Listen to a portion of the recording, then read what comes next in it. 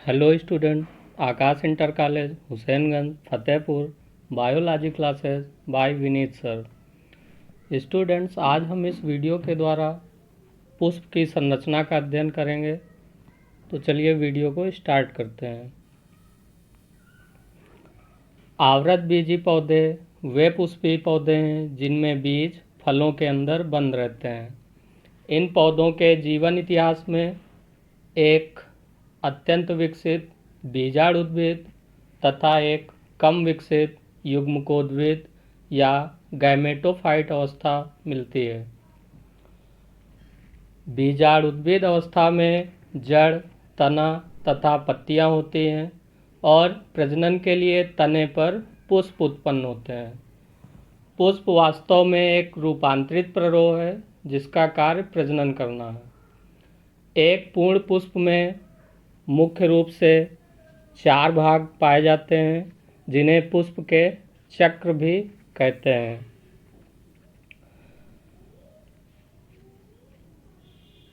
और ये सभी चक्र पुष्पासन पर एक निश्चित क्रम में व्यवस्थित होते हैं। इन चारों चक्र में पहला और सबसे बाहरी चक्र होता है बाह्य दलपुंज। बाह्य दलपुंज पुष्प में हरे रंग का पाया जाता है और इसकी एक इकाई या एक यूनिट को बाह्य दल या सेपल कहते हैं। यह सबसे बाहरी चक्र होता है और पहला चक्र होता है। इसके बाद दूसरा चक्र है दलपुंज। दलपुंज पुष्प का रंगीन भाग होता है और इसे इंग्लिश में करोला कहते हैं। दलपुंज की प्रत्येक इकाई को दल या पेटल या पंखुड़ी कहते हैं। इसके बाद तीसरा चक्र होता है पुमंग, इंग्लिश में एंड्रूसियम कहते हैं और इसकी प्रत्येक इकाई को पुंकेसर कहते हैं। पुंकेसर 2 भागों में बटा होता है। पहला है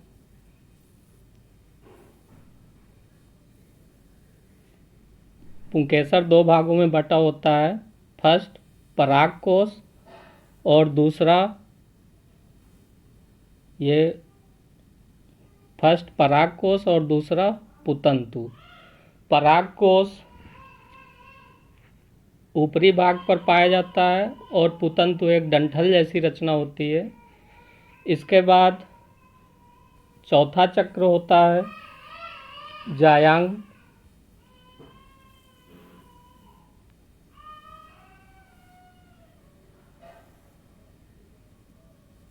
चौथा चक्र जायांग कहलाता है जिसे इंग्लिश में गाइनोसियम कहते हैं और इसकी एक इकाई को अंडप या स्त्री केसर कहते हैं।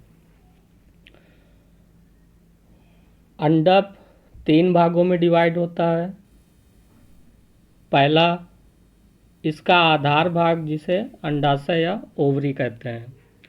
दूसरा एक लंबी नली जैसी रचना होती है जिसे वर्तिका या स्टाइल कहते हैं और शीर्ष पर सबसे ऊपरी भाग इसका वर्तिकाग्र या स्टिग्मा कहलाता है।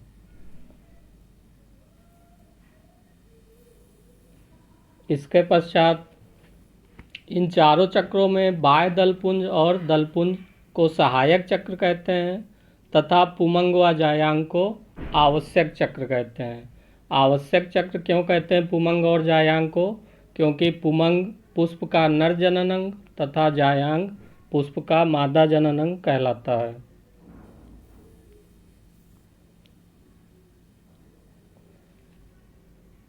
अब इनके कार्य देखते हैं। तो पहला भाग है पुष्पवृंत। पुष्पवृंत क्या होता है? एक डंठल नुमा रचना होती है जो पुष्प को पौधे से जोड़ने का कार्य करता है। दूसरा भाग पुष्पासन कहलाता है और यह चपटा और फूला हुआ होता है और यह पुष्प के अन्य भागों को आधार प्रदान करता है। तीसरा भाग बाह्य दलपुंज, इसे इंग्लिश में कैलेक्स कहते हैं और यह पुष्प का प्रथम चक्र होता है और हरे रंग का होता है। यह पुष्प की कलिका अवस्था में आंतरिक अंगों की रक्षा करता है। अगला चक्र है दलपुंज। यह दूसरा चक्र होता है और बाह्य दलपुंज के अंदर स्थित होता है। इसका प्रत्येक अंग दल या पंखुड़ी कहलाता है और ये सभी पुष्पों में अलग अलग रंग का होता है। इसका मुख्य कार्य परागण क्रिया के लिए कीटों और पक्षियों को आकर्षित करना है। अगला चक्र है पुंकेसर। इसे स्टैमेंस कहते हैं और यह पुष्प का नर जनन कहलाता है और इसके दो भाग होते हैं, पहला पराग कोश और दूसरा पुतंतु। पराग कोश में ही पराग कणों का निर्माण होता है, जिसके द्वारा दो नर केंद्रक या दो नर युग्मक उत्पन्न होते हैं और निषेचन क्रिया में भाग लेते हैं। इसके बाद अगला चक्र है स्त्री केसर या अंडक। यह जायांग की इकाई होती है और यह पुष्प का मादा जनन अंग है। इसमें 3 भाग होते हैं, अंडाशय, वर्तिका, वर्तिकाग्र। अंडाशय आधार भाग में स्थित होता है, वर्तिका मध्य में स्थित होती है और वर्तिकाग्र शीर्ष पर स्थित होता है। अंडाशय में बीजांड उपस्थित होते हैं और यहाँ पर अंड का निर्माण होता है। निषेचन क्रिया के पश्चात अंडाशय फल में तथा बीजांड बीज में परिवर्तित हो जाता है।